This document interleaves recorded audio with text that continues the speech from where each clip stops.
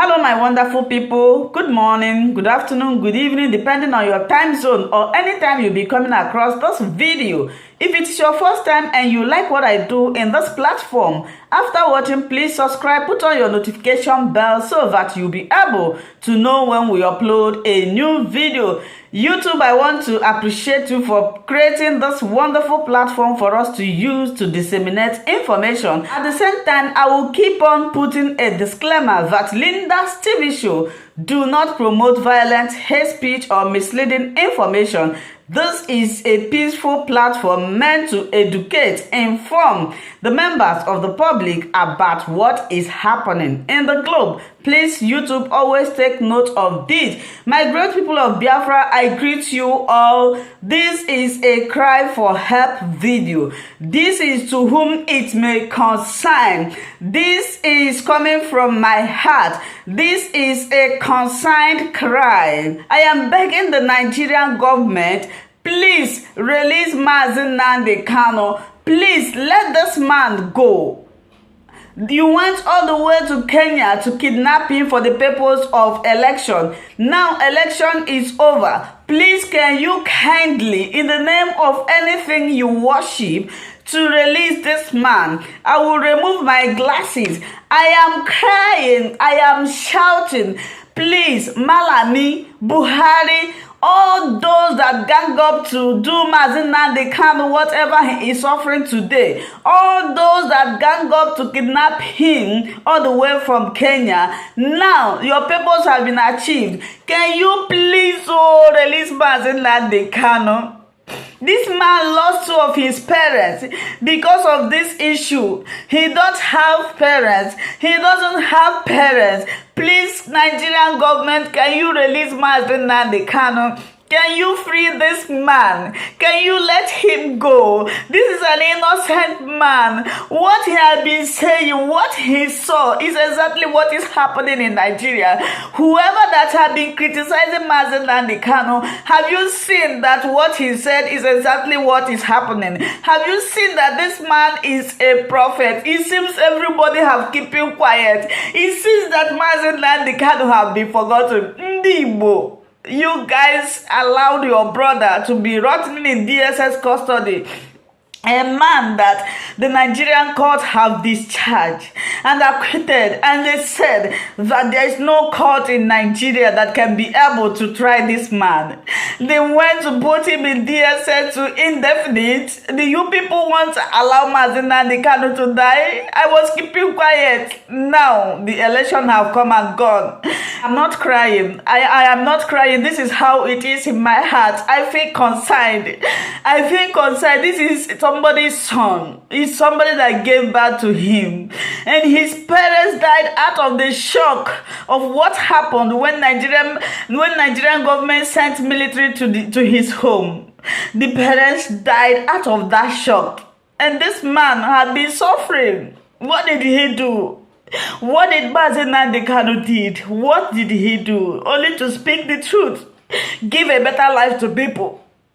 Provide good education. Provide good health facility. They refuse. They say stop marginalizing the Biafrans. They said, oh, this man, you have spoken bad word. Oh, this man, you are challenging us. Let us catch him. They use his own people.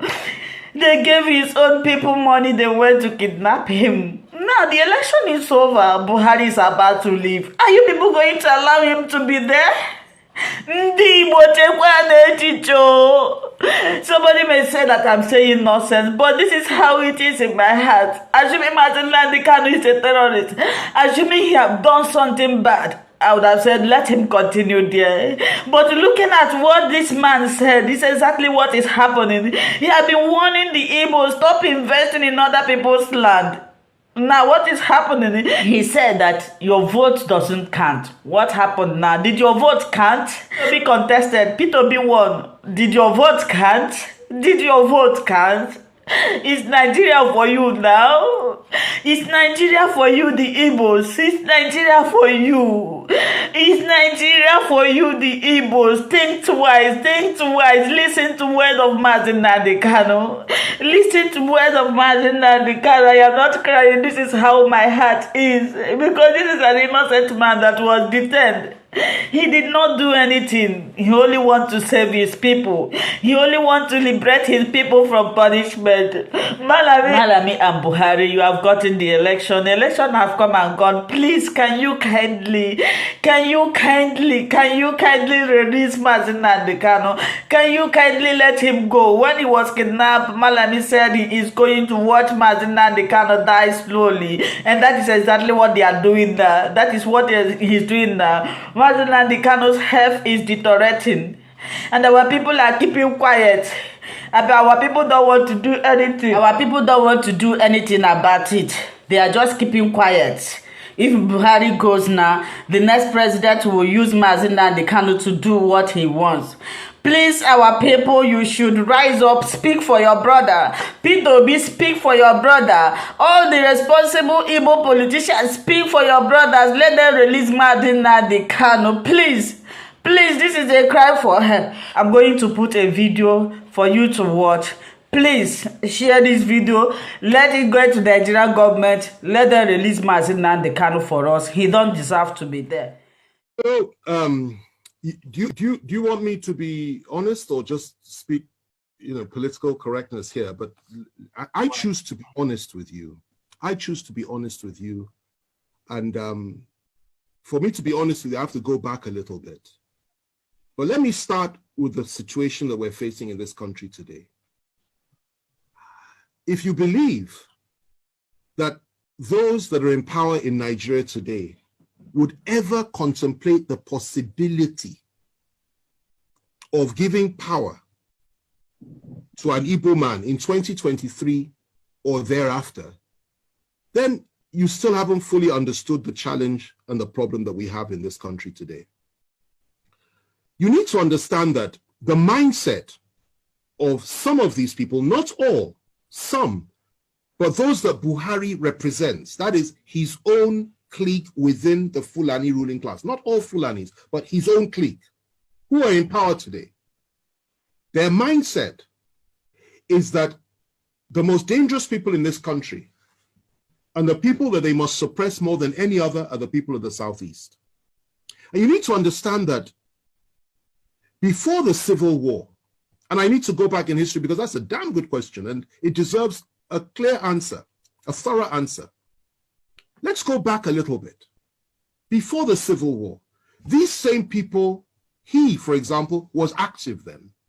And you need to remember the role that they played on the night of July 29th, 1966, when the Northern Officers counter coup took place.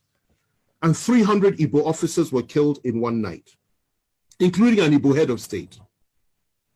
He was involved.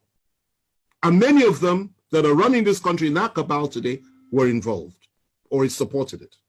They said it was to pay back for what had happened in January 15th, 1966. Now, after that, what happened? The same people unleashed their people on Igbo civilians in the northern part of this country, and the figure that is often cited is 30,000 were killed. It's not true. Closer to 100,000. Not only were they killed, people, women had their stomachs cut open, and little babies were pulled out and their heads were dashed against the wall. That is what they did then in 1966, before the Civil War. And the Igbos were slaughtered like flies all over the north by these same people. They went rushing back to the east, where they believed they were safe. And the position was this. The leader of the core northern Muslims within the army, Murtala Muhammad, urged Gawan, who was head of state, to march on the east immediately and wipe out the Igbos. Gawan, to his credit, refused to do that and said, no, let's negotiate. And the negotiation started. They broke down, then there was a civil war. In that civil war, 3 million Igbos were killed by federal forces. They were killed by all of us. I'm from the Southwest. I take responsibility for that, as every other Nigerian ought to. Civilians not soldiers. 3 million, including 1 million children, subjected to genocide, subjected to mass murder, subjected to ethnic cleansing by us. The war ended. We did not apologize. Instead, what did we do? What did we do? We took all their property in the name of abandoned property. We gave them £20, even if they had $1 million in the bank. And we said, come back, no victor, no vanquished. Biggest lie from the pit of hell. There was a victor and there was a vanquished. And we all know who was who. They came back into Nigeria and we reintegrated them. But even with all the reintegration, no Igbo man could be trusted to be General Officer Commanding GOC until Obasanjo came to power in 1999.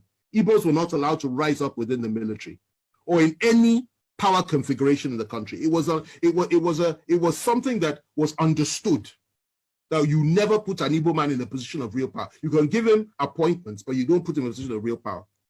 Okay. Obasanjo came, made General Abiaku, I think his name was, GOC. And then from there, Jonathan came, he appointed an Igbo chief of army staff. Okay? Yes. My wife is reminding me of the name, Ehejireka. You know, he appointed an Igbo chief of army staff. Okay? And we thought things would go on that way. There would be a reintegration of the Igbos. And Obasanjo integrated many Igbos. People like Obi and Uba, so many came in and playing key roles, key positions. We thought things would get better. And unfortunately for us, though, in 2015, everything changed because Nigerians elected, in quotation marks, a man that had, again, I say it again, a different worldview and went back to the pre-1966 disposition and mentality of things. And that position was that Igbos cannot be trusted. Igbos have no rights. Igbos are members of the, he called them 5%, I believe, that didn't vote for him. And his mindset was he will teach Igbos the lesson of their lives. And he has done precisely that. If the killings had stopped then, I would have said, okay, fine. Everything we said is history. But sadly, it didn't stop. Igbo youths, IPOB youths, Igbo nationalists have been killed under this government. More have been killed than at any other time during this, apart from during the Civil War, under this government. Igbos have been hopelessly marginalized by the government. Igbos have been treated with contempt by this government. Not just Igbos, Southerners, Christians, and Middle Belters. They've added that one as well. And that's what's going on. And what the Igbos were subjected to by all of us in 1966 is what we are all being subjected to now by those that are around Buhari. Now, going to your question, given all that, and before I come to that, let me just add this. IPOB says they want to have a referendum. They want the right to self-determine. And you label them as terrorists when none of them has ever carried a gun, as far as I'm aware. I was in prison with Nnamdi Kanu. I had extensive discussions with him. I got to know him. I understood his mindset, and I could feel his pain for his people. Yet they say they want to have a referendum. You say they're terrorists. Meanwhile, those that are butchering our people every day in the name of ethnic domination and hegemony, in the name of furthering the ambitions and the aspirations of Usman Dan Fodio and Ahmadu Bello and Buhari himself, the three Mahdis, you don't call them terrorists. You pat them on the back, you refuse to arrest any of them. And you say what they're doing is okay. You encourage them, okay? And the same you, free Boko Haram terrorists, the same you once said that you want to apply Sharia all over the country. The same you said Muslims should only vote for Muslims. The same you says an attack on Boko Haram is an attack on the North. The same you has said so many things which implicitly are on line and on all fours with the Boko Haram philosophy. These are the people that have been ruling us for 5 years. And the same you has empowered the Fulani to a point that they have everything now.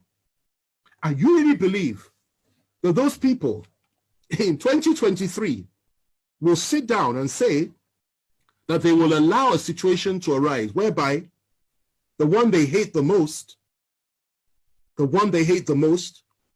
can possibly take power in this country? They will not allow that to happen. Now, if you ask me what I think that would be the way forward as an individual. That if you really want to appease the Southeast, indeed the people of the South, why on earth not? Why shouldn't we have that? But the reality is that those that control the levers of power are diametrically opposed to that philosophy. They don't pretend not to be. They will never deny it. And they're not even hiding it. So they won't allow that to happen. What they will tell you at the very best is possibly we'll give vice presidency to the Southeast. And in a situation like that, if they did that, and the northern president came to power, and something happened to him, I assure you they will never let an Igbo man take power. It's their mindset. Even the one that's there now, the Yoruba man that's there as VP. If anything happens to Buhari, I doubt very much they'll let him take power. The position that they have adopted is that power must remain in the North, in perpetuity for as long as possible. And they have rationalized it over and over again. So that's the situation that we're in. But left to me, two things. The first thing is this. That would go a long way to heal the wounds of the past. An apology for what we did to the Southeasterners and to the Igbos during the Civil War. Secondly, proper compensation and reparations for what we did to them. Thirdly, to now openly come forward and say, let an Igbo man be president of Nigeria. Because they've never had an elected Igbo, we've never had an Igbo man leading us with power. Let it happen. That is what I would suggest. That's the first one. The other one is this. If it is, you can't do that. And if it is that the time for that has passed, because many Igbos will tell you, particularly those that share the philosophy of people like Nnamdi Kanu and even Masop philosophy, they will tell you they're not interested in that anymore.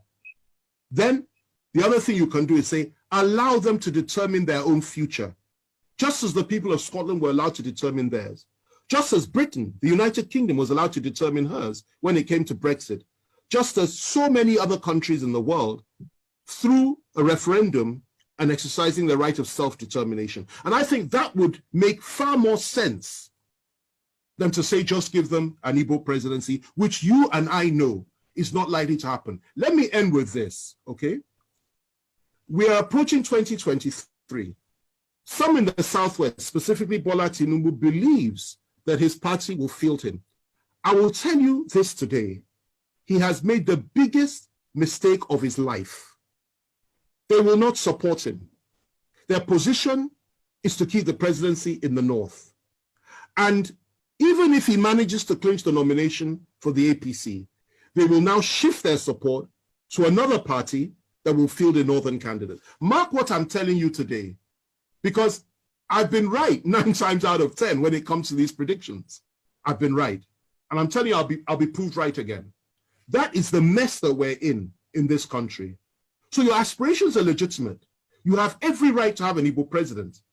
It will be a good thing for this country, for the people of the East, and indeed for the people of Africa. But those that believe they own Nigeria will not allow it, they will not accept it, and they will not create a level playing field for it.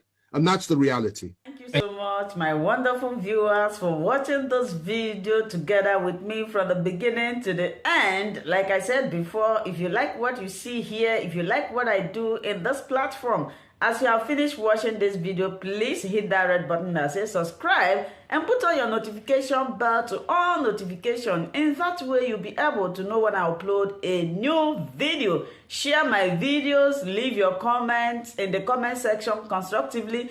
Until I meet your way again in my next video, I still remain your Linda's TV show. Bye-bye.